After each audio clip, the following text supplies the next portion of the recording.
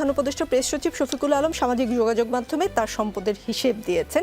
খুবই সাহসী কাজ, এটা নিয়ে প্রশংসা সমালোচনা দুটোই চলছে। আপনারা সম্পদের হিসাব দিবেন না? কারণ আপনাদের নিয়েও কিন্তু লোকের সন্দেহ।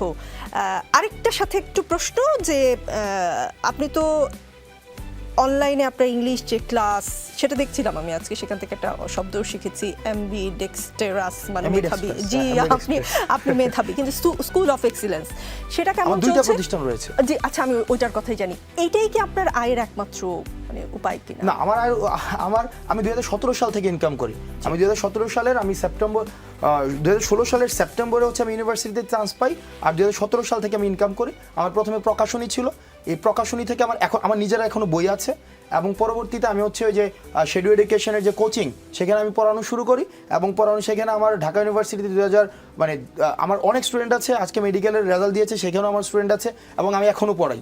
আমি এখনও দেখা যাচ্ছে আমার আরও 2টা ক্লাস বাকি আছে, 25 তারিখ ঢাকা ইউনিভার্সিটির পরীক্ষা। আমি দেখা যায় ফজরের পরে 6টা 7টার দিকে আমি ক্লাস নেই। এবং আমার যে ইনকাম সোর্স রয়েছে, সেই ইনকাম সোর্সের যে মূল অংশগুলো, সেটা হচ্ছে প্রথমত হচ্ছে প্রকাশনী, দ্বিতীয় হচ্ছে এখনও আমি পড়াই, প্রকাশনীতে আমার ইনভেস্টমেন্ট রয়েছে, এবং হচ্ছে একটা প্রকাশনী নাকি কয়টা প্রকাশনী? একটা প্রকাশনী। তারপরে হচ্ছে আমার 2টা অনলাইন প্রতিষ্ঠান রয়েছে। একটা প্রতিষ্ঠানের ডিরেক্টর আমি। এখন প্রশ্ন করতে পারেন সেগুলো কি আন্দোলনের পরে হয়েছে কিনা? না, সেগুলো আন্দোলনের পরে না। যেটার আমি ডিরেক্টর, সেটা হচ্ছে 2023 সালের জুন মাসে সেটার আমি হচ্ছে চুক্তিবদ্ধ হয়েছে, এবং সেখানে আমার একটা ইনভেস্টমেন্ট রয়েছে। তারপরে হচ্ছে আরেকটা প্রতিষ্ঠান আমি পড়াই, অনলাইন প্রতিষ্ঠানে আমি পড়াই, সেখানেও হচ্ছে আমি কোর্স বিক্রি করি। আমার কোর্স বিক্রি করি, এবং এই কোর্স থেকে রেকর্ডেড কোর্সও সেখানে বিক্রি হয়, এবং সেখানে লাইভ কোর্সও বিক্রি হয়। এগুলো হচ্ছে আমার ইনকাম সোর্স। এবং আমি রাজনৈতিক দল পরবর্তীতে যদি আমরা হই বা রাজনৈতিকতে যদি আমি যাই, বা খুব দ্রুততম সময়ে আমার যে ইনকাম রয়েছে, আমার বাবার যে ইনকাম রয়েছে, আমার স্ত্রীর যে সম্পদ রয়েছে, বা আমার মা এবং অত ফার্স্ট হ্যান্ড রিলেটিভ যাদের রয়েছে, আমি সেটাকে অবশ্যই প্রকাশ করব। সেক্ষেত্রে একটা বিষয় রয়েছে, দেখেন আমি যখন ইনকাম, ওই যে শফিক ভাইয়ের যে ইনকাম সোর্স দিয়েছে, তো আমাদের ক্ষেত্রে যেটা হয়েছে, আমি স্টুডেন্ট অবস্থায়, আমি কিন্তু জাস্ট ইউনিভার্সিটি লাইফ শেষ করেছি। তো আমাদের ক্ষেত্রে দেখা গিয়েছে কি অনেক ট্রানজ্যাকশন আমাদের হাতে নিতে হয়েছে। যেমন আমি কোচিংয়ে ক্লাস নিতাম, 15,000 টাকা দিত, এটা আমি হাতে নিয়েছি, এটা কিন্তু আমার কোনো হিসাব নাই। বা ট্যাক্সের যে বিষয়গুলো এখন আসছে, তখন কিন্তু এই বিষয়গুলো এখনো আসেনি, ওই সময় পর্যন্ত আসেনি। সুতরাং এই জায়গাগুলো স্পষ্ট করে, এবং যেটাকে একদম স্বচ্ছভাবে আমার ব্যক্তিগত আমার যেই ইনকাম সোর্স রয়েছে, সেটাকে অবশ্যই আমি প্রকাশ করব।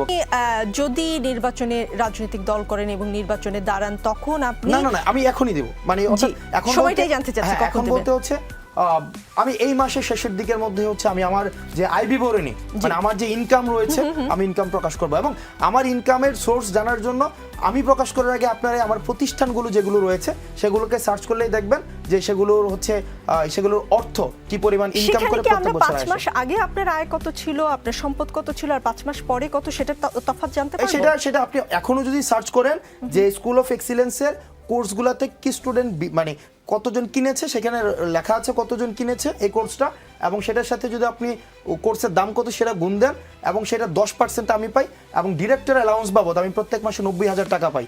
এখন থেকে না, এই যে স্কুল অফ এক্সিলেন্সে ডিরেক্টর অ্যালাউন্স বাবদ আমি একদম নর্মালি ইনকাম নিয়ে কথা, আমার তখন থেকে 90,000 টাকা হচ্ছে ডিরেক্টর অ্যালাউন্স প্রত্যেক মাসে 2023 সালের জুন থেকেই, এবং বছর শেষে যে ইনকাম হয় সেটার 10% আমি পাই। এবং যদি আমি ক্লাস নেই, আমার প্রতিষ্ঠান যেটা আমি ডিরেক্টর, সেটার যে আমি যদি ক্লাস নেই, প্রত্যেক ক্লাসের জন্য আমার 10,000 টাকা সেখানে হচ্ছে আমাকে দেওয়া হয়। আর যদি ক্লাস না নেই, ফ্রিল্যান্সিং অন্য কাউকে দিয়ে ক্লাস করাই, সেক্ষেত্রে শুধুমাত্র বছর শেষে আমার যেই মোট লাভের আমি 10% পাই।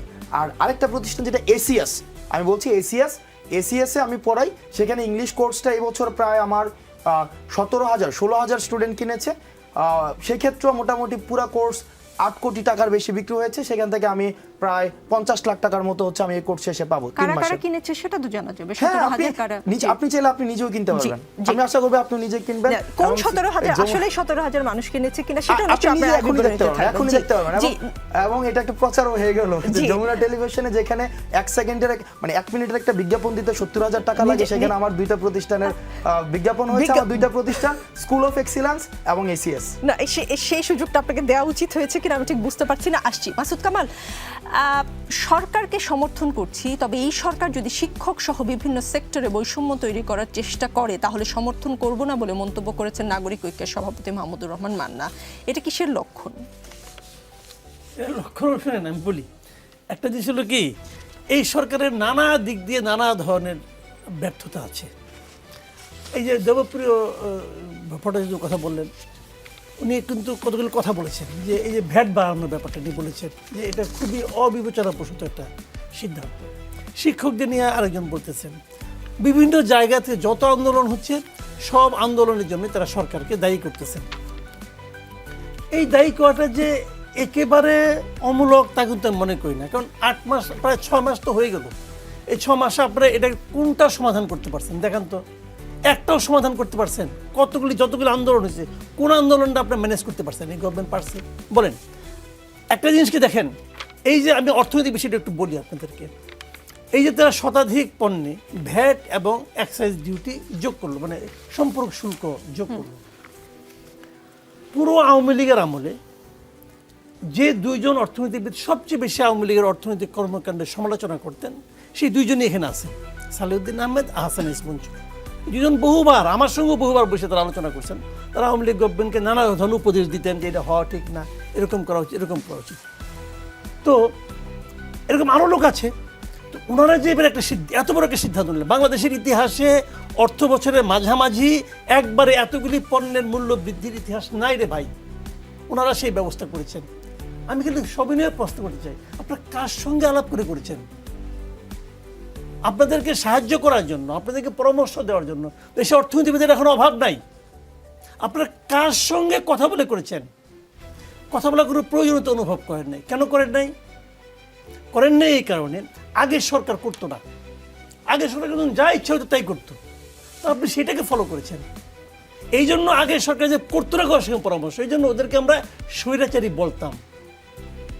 কারণ আপনি তো মহা স্বৈরাচারী ভাই। আপনি বলেন, ব্যাখ্যা দেন, আপনি কেন কারোর সঙ্গে কথা বলেন না? আপনার তো কোনো ম্যান্ডেটই নাই। যদি বলেন ম্যান্ডেট না, ছাত্ররা দিয়েছে, ছাত্ররা ম্যান্ডেট দেয়। আচ্ছা বলেন, ছাত্ররা যখন আন্দোলন করে তখন যদি আপনি বলতেন যে তোমরা যে আন্দোলন করতেছ, এই আন্দোলন যদি সফল হয় তাহলে জেনারেল জাহাঙ্গীর আলমকে আমরা বানাবো স্বরাষ্ট্রমন্ত্রী, নূরজাহান বেগমকে বানাবো আমরা স্বাস্থ্যমন্ত্রী, কি বিধান রঞ্জন রায় পোদ্দার তাকে বানাবো মন্ত্রী। আমেরিকায় থাকে এক ভদ্রলোক, তার নাম কি ফারুকি আজম, তার আমেরিকা থেকে ডাইকে আইনা আমরা উপদেষ্টা বানাবো। যাদের বলতেন ওরা আন্দোলন করতে, ভাই তুই কে তুই? আমরা তোদের জন্য আন্দোলন করতেছি। এই যে উপদেষ্টা বসে আছে এর 80% লোকের, 80% উপদেষ্টা এই আন্দোলনের সঙ্গে শারীরিক, মানসিক, অর্থনৈতিক কোনো সম্পৃক্ততা নাই। তারা একটা লাইন কথা বন্ধ কোথাও বলে নাই, এরা কেউ বলে নাই। তো আপনি বলেন তারা উপদেষ্টা। একজন আছে লুৎফে সিদ্দিকী, ছিলেন, আর পারিবারিক ইতিহাসগুলো বুঝবেন এটা কে। পারে বানাইছে উপদেষ্টা, উপদেষ্টার পদমর্যাদা বানাইছে। কেন বানাইছে? উনার পছন্দ, উনি বানাইছে। তো এরা এই আন্দোলনকে ধারণ করবে? এরা ধারণ করবে না। এদের টাকা প্রয়োজন, দাও দাম বাড়িয়া, দিলাম দাম বাড়িয়া, হয়ে গেল। এদের কোনো দায় দায়িত্ব আছে? যদি এই সরকার ব্যর্থ হয় এদের কারো কোনো কিছু হবে? সবাই ঘরে একদিন ঘুমিয়ে আসছিল যে এবার শুয়ে পড়বে, কোনো সমস্যা নাই, বদনাম হবে ডক্টর ইউনূসের। আর আমরা কি হারাবো? আমাদের এই যে প্রত্যাশা, যে কথাটা বলতে বলতে এরা আবেগপ্রবণ হয়ে যায়, আমার ভাইয়ের রক্ত আমার চোখের সামনে পড়ছে, বলে তো এটা তো বানিয়ে বলে না রে ভাই। এর কোথায় রিফ্লেকশন কোথায় বলেন আপনি? এদের কার মধ্যে রিফ্লেকশন আছে? এদের কারোর মধ্যে নাই। ওই রক্তক্ষরণ কি এখন হচ্ছে না? যখন একটা জিনিস কিনতে যে প্রতিটা জিনিসের আমি দাম বাড়তি পাই, ও রক্তক্ষরণ হয় না আমাদের? এই রক্তক্ষরণ সে দেখতে পায়? কেউ দেখতে পায় না।